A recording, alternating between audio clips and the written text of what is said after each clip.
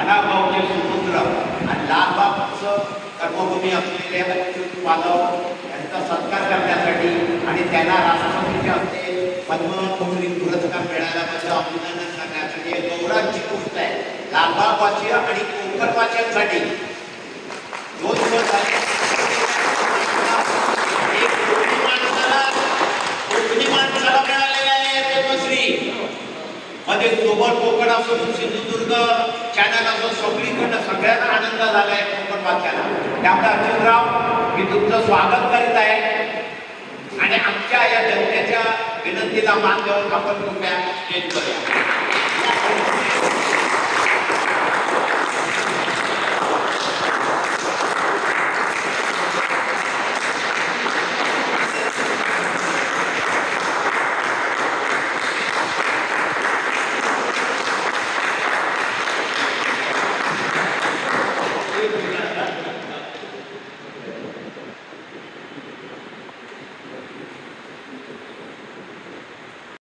माननीय अच्युत पालव अभिनंदन आणि सत्कार कोकणवासियांनी लालबागवासियांसाठी फार महत्त्वाचा दिवस कसं करत समाजाचे कार्यकर्ता असे दुर्मिळ व्यक्ती असतात त्यांच्या सत्काराला ऍक्च्युली जनसमुदाय यायला पाहिजे. पण सध्याची जी परिस्थिती आहे ती विचित्र आहे. आपण आपल्या परीने आपल्या पद्धतीने आपल्या माणसाचा आपुलकीने सत्कार करणं आवश्यक आहे आणि अशा त्यांनी कार्य केलेले आहे आणि त्यांचं जे इतरांनाही त्यांनी मोठे केलेले आहे त्याची सुद्धा सगळी जण ते त्या क्षेत्रासाठी योग्य आणि येण्यासाठी प्रयत्न करणे आणि त्यामुळे परवा मला फोन आला युवानी भारत चेंबर्स ऑफ कॉमर्सचे उपाध्यक्ष आहेत दीपक परब उद्योगपती आहे. त्यांचा फोन आला की कोकणवासीय बाबासाहेब कोकणवासियांचा एक दुर्मिळ रत्न अच्युत पालव अनावचे यांना राष्ट्रपतीच्या हस्ते पद्मश्री पुरस्कार मिळालेला आहे आणि राष्ट्रपतीने फोन केला. त्यांनी सांगितलं श्रीकांत आपल्याला हे त्यामुळे काय म्हणजे हा आपल्या दृष्टीने लालबागवासी आणि कोकणवासियांच्या दृष्टीने फार महत्त्वाचा क्षण आहे आणि तो आपण व्यक्त आपण कुटुंब त्या दृष्टीने आपण साजरा करतो आणि त्यासाठी मी आता तुम्हाला नम्र विनंती करतो. 2 शब्द कोणाला बोलायचे असतील तर त्यांनी येऊन प्रत्येकाने 2 शब्द बोलावे ज्यांना कोणाला बोलायचे असतील आणि त्याच्यानंतर आपण सरकार समाज कोणाला ज्यांना बोलायचं त्यांनी येऊन 2 शब्द बोलावे.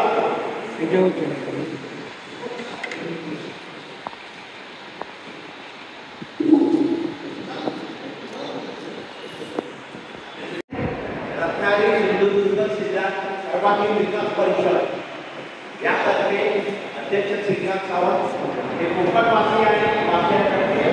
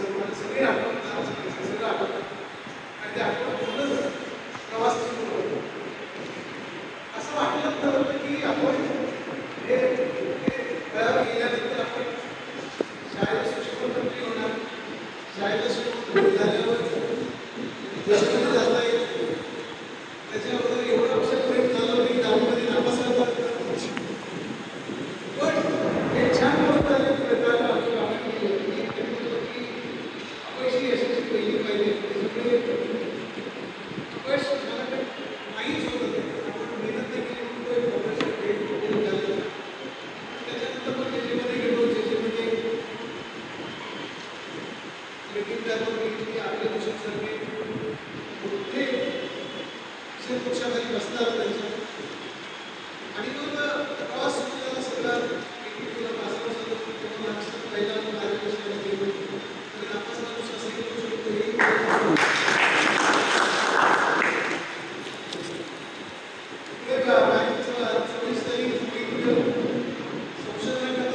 शिष्यवृत्ती मिळाली. आयुष्याचा एक नवीन मार्ग जो सापडतो ना तो मार्ग सापडला. यामध्ये बऱ्याच गोष्टी दिल्या असणार याला मध्ये काही नाही आहे. गायनवाले आहेत, ऑर्केस्ट्रावाले आहेत, हिंदुमातासाठी सर्विस करणारे माणसं पण आहेत. त्या काळात रामदादा ते भाई पण बघितलेले आहेत. पण या सगळ्यांना आपण नक्की काय करायचं हे जर ठरवलं तर ते चांगला वाटतं. मला असं वाटतं की मी तेच केलं की ते फळाला नीट घेऊन त्या अक्षराच्या चांगला अक्षर मार्ग मला सापडत गेला.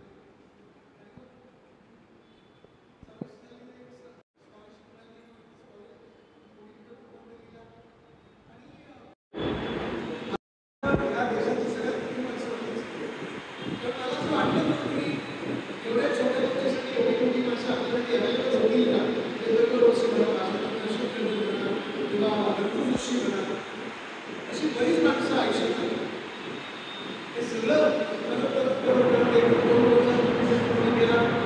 आणि मग मला असं वाटतं की ज्या व्यक्तींना आपल्याला घडवलंय, ज्या व्यक्तींनी महाराष्ट्राच्या संस्कृतीचा इतिहास लिहिला आहे ती जाणणार नाही. कोणी भारताला सुरुवात केली, आम्ही काम केलं सुरुवात केली.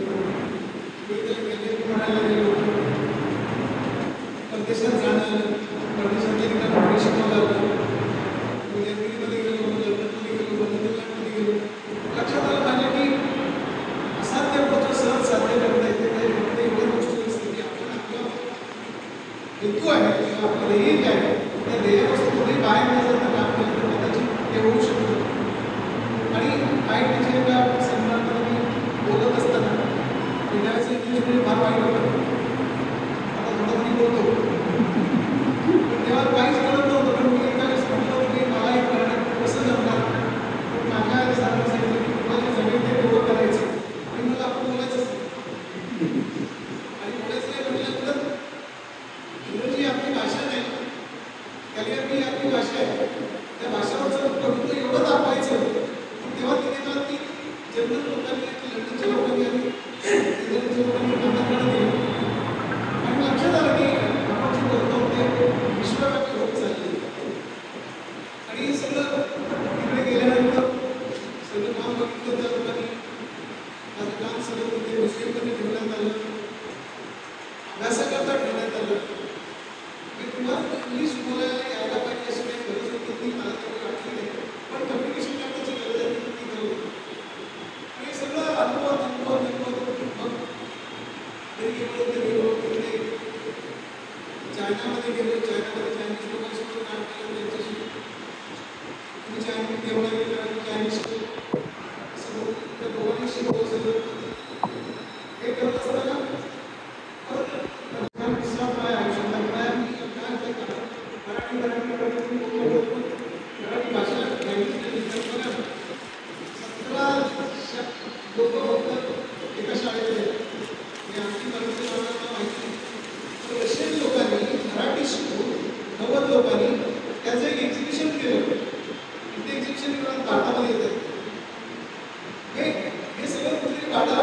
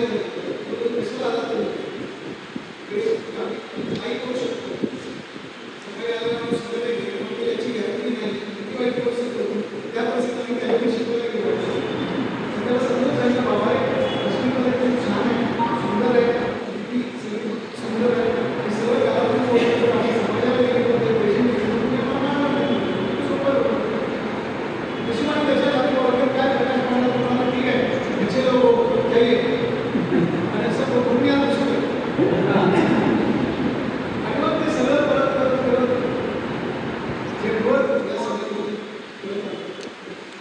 आणि आता मला असं वाटतं की बऱ्याच देशामध्ये त्यांना शिकवलं जातं, लहान मुलांना शिकवलं, मुंबईमध्ये शिकवलं, चायनामध्ये शिकवलं, रशियामध्ये खूप शिकवलं आहे. त्यामुळे आता मला नेहमी वाटतं की सगळी नवीन पिढी आहे, वाटत असते की आपण इंजिनिअरिंग करूया, नवीन करूया, आता या आल्यानंतर असं वाटतं की काय मला असं वाटतं की लहान काही पण जेव्हा कॉम्प्युटर झालं की असं तुझं काय होणार तो काही वेळा डॉक्टर माहिती जे मला इथे कॉम्प्युटर येत नाही हे कंपनीशी बोलतो मला फास्ट सगळं जाणवतं माझ्या भावना कंपनी झाली मी माझ्या आईला बायकोबद्दल जे सांगितलं डॉक्टर देणार सगळ्यांच्या बायकोबद्दल एकत्र हे सगळं तुम्ही छान पद्धतीने समजून आहे सगळ्याचं कारण पद्धतशीर प्रवास सगळ्यांचं चिंतन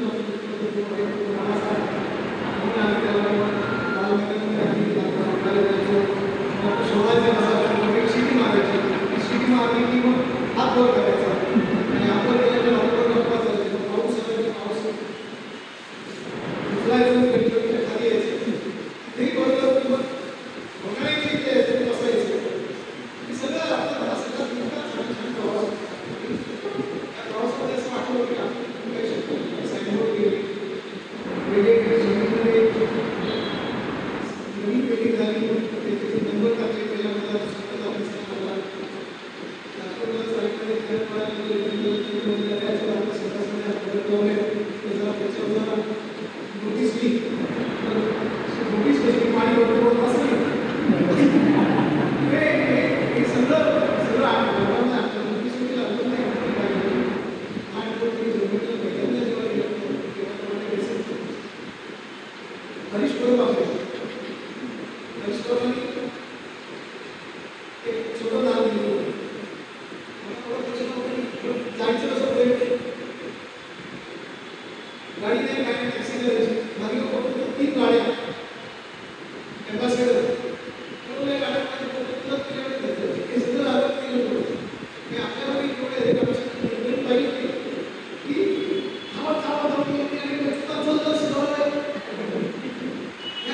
साखर घे साखर सुटून मीठ घे मीठ पण साखर पेक्षाही गोड होतं